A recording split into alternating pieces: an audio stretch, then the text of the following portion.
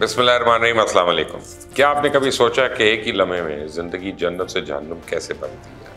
क्या आपने कभी किसी ऐसे शख्स का दुख देखा है जो रात को सोया हो और जब सुबह उठे तो उसकी दुनिया ही बदल चुकी हो और आपकी सारी ज़िंदगी का सरमाया डूब जाए और इस सरमाए में आपके बच्चे, माँ बाप और दीगर प्यारे भी हों जिन्हें आप दुनिया की तमाम दौलत के एवज़ भी कुर्बान करने के लिए तैयार ना हो।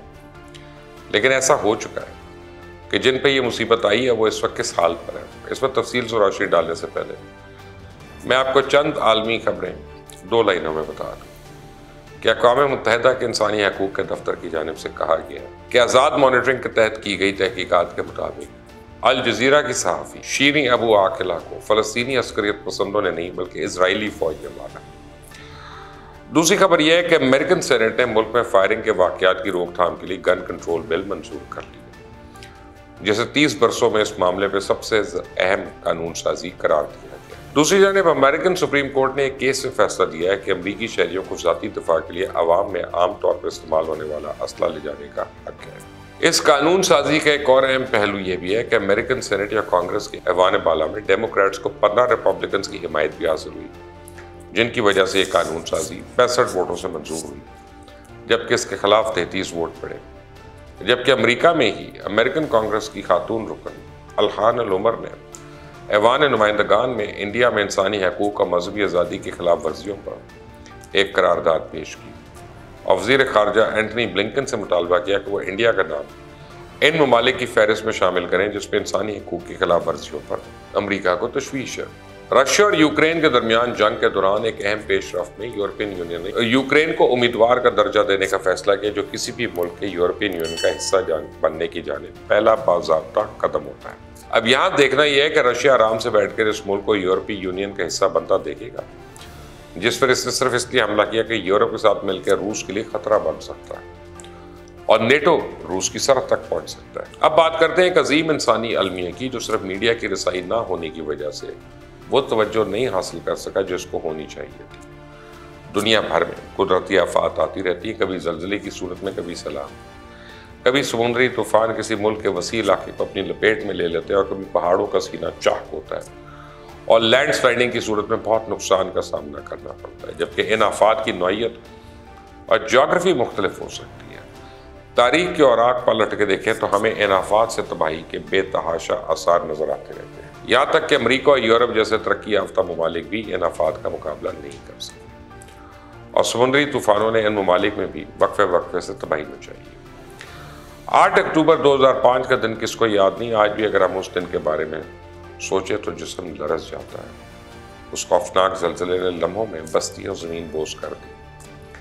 70,000 अफराद लुक़्मा अचल बन गए और हज़ारों की तादाद में लोग जख्मी हुए। लाखों ख़ानदान घर से महरूम हो गए और आज हमारा पड़ोसी मुल्क अफ़गानिस्तान भी उसी नौइयत के एक नाकहानी आफत से दो चार है। अफ़गानिस्तान का सूबा पख्तीका और इसे मुल्का इलाके इस वक्त क़यामत सुगरा का मंजर पेश कर रहे हैं।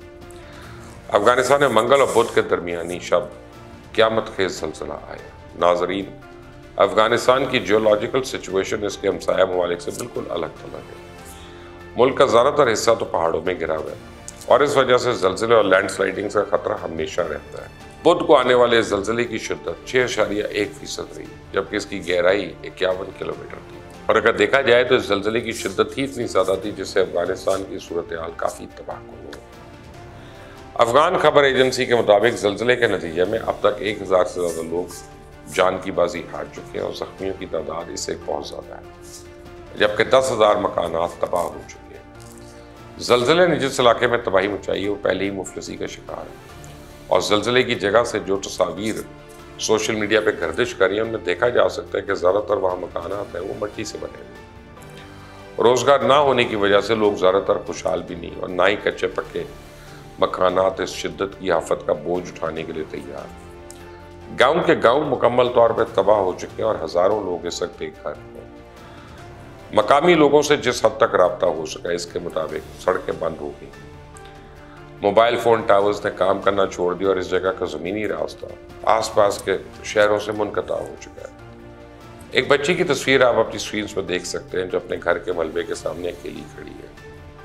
घर की इमारत मुंदहम हो चुकी है और इसके घर वाले कहाँ और किस हाल में किसी को नहीं मालूम। को कोई पुरसान हाल नहीं, कोई मददगार नहीं, जिस गली नजर उठाएं लोग मातम को नाम। और इस जल्जले की शिद्दत इतनी थी कि 500 किलोमीटर तक इस जल्जले के झटके महसूस किए गए। जब जल्जला आया तो उस वक्त ज़्यादातर लोग सो रहे थे और इस वजह से तबाही में भी होश रुपा इजाफा देखने में आया। एमरजेंसी शेल्टर्स और लोगों को तहफ़्फ़ुज़ फराहम करने वाली इमदादी टीमें पहले तो राब्ता मुनक़ता होने की वजह से देर से पहुंची। जब पहुंची तो अचानक ही मूसलाधार बारिश शुरू हो गई। बारिश और ज़ालाबारी से हालात मज़ीद संगीन हो गए और नामुनासिब हालात और वसाइल की अदम दस्तयाबी की वजह से अमवात की तादाद में भी इजाफे का खदशा है। लाशों को हेलीकॉप्टर के जरिए अस्पताल तो ले जाया गया, लेकिन अभी तक मलबे में बहुत से लोगों के दबे होने की खबरें, जबकि मरने वालों की इज्तिमाई कब्रें बनाई जा रही। अफगानिस्तान एक ऐसा मुल्क है जो हमेशा से ही तनाज़ात और मसाइल का शिकार रहा। पहले रशिया के साथ मसाइल और फिर अफगान जिहाद, फिर अमेरिका के साथ 2 दहाइयों तक जारी रहने वाली जंग और अब तालिबान की हुकूमत। अमेरिका के अफगानिस्तान इनखला के बाद से अफगानिस्तान में इक़्तिसादी बहरान, तालिबान हुकूमत की पॉलिसीज की वजह से यूरोप और अमेरिका पहले ही दूरी कायम कर चुके हैं। खित्ते के दूसरे इस्लामी ममालिक के साथ भी तालिबान के कुछ अच्छे ताल्लुकात नहीं हुए। मुश्किल वक्त में अफगानिस्तान को हर तरफ से माली इमदाद की ज़रूरत है, लेकिन कोई अफगानिस्तान के मसाइल में मज़ीद उलझने को तैयार ही नहीं। इस वक्त अफगानिस्तान की निस्फ से ज़्यादा आबादी को भूख का मसला दरपेश है। मुल्क में सियासी अदम इस्तेहकाम की वजह से इन्वेस्टर्स आने को तैयार नहीं और अफगानिस्तान को अपनी मदद आपके तहत इस आफत का सामना करना पड़ रहा है। पाकिस्तान शुरू से अफगानिस्तान का एक स्ट्रेटेजिक अलायंस रहा। पाकिस्तान ने हर मुश्किल दौर में अफगानिस्तान की मदद की। मुश्तरका सरहद होने की वजह से पाकिस्तान हमेशा से अफगान अमूर में दिलचस्पी रखता रहा और इसकी एक बड़ी वजह यह भी है कि अफगानिस्तान में होने वाली सियासी तब्दीली कहीं ना कहीं पाकिस्तान के हालात में असरअंदाज होती है। अफगान जिहाद हो या फिर अफगानिस्तान से अमरीकी फौज का इनखला, उस पाकिस्तान के लिए अफगानिस्तान अहम रहा। अफगान तालिबान के साथ मुज़ाकरात में भी अमरीका को पाकिस्तान की ज़रूरत रही और फिर पाकिस्तानी की कोशिश की बदौलत तालिबान अमरीका मुज़ाकरात कामयाब हुए और तालिबान ने अफगानिस्तान में अपनी इस्लामी हुकूमत कायम की। अफगान मईशत को सहारा देने के लिए भी पाकिस्तान इमदादी सामान भेजता रहा। इसलिए मुश्किल की इस घड़ी में पाकिस्तान भरपूर तरीके से अफगानिस्तान की मदद कर रहा है। ज़ख्मी और बेघर अफराद के लिए शेल्टर होम्स भी कायम कर दिए गए। गुलाम खान बॉर्डर से पाकिस्तान की तरफ से भेजी गई इमदादी टीमें सामान और खुराक भी फराहम कर रही। जख्मियों की मदद के लिए उन्हें पाकिस्तान के अस्पतालों में मुंतकिल किया जा रहा है और जहाँ तक मुमकिन है पाकिस्तान की तरफ से मदद भी जारी है। अब दूसरी तरफ बैनुल-अक़वामी कम्युनिटी जंगज़दा मुल्क में ज़्यादा दिलचस्पी लेने को तैयार ही नहीं। ज़्यादातर मुल्क यही चाहते हैं कि अफगानिस्तान के किसी भी मसले से दूर रहें और अपने ही मफादात का दिफा करें। गुर्बत, अफलास और कहतज़दा मुल्क का सहारा बनने कोई भी सख्त तैयार नहीं।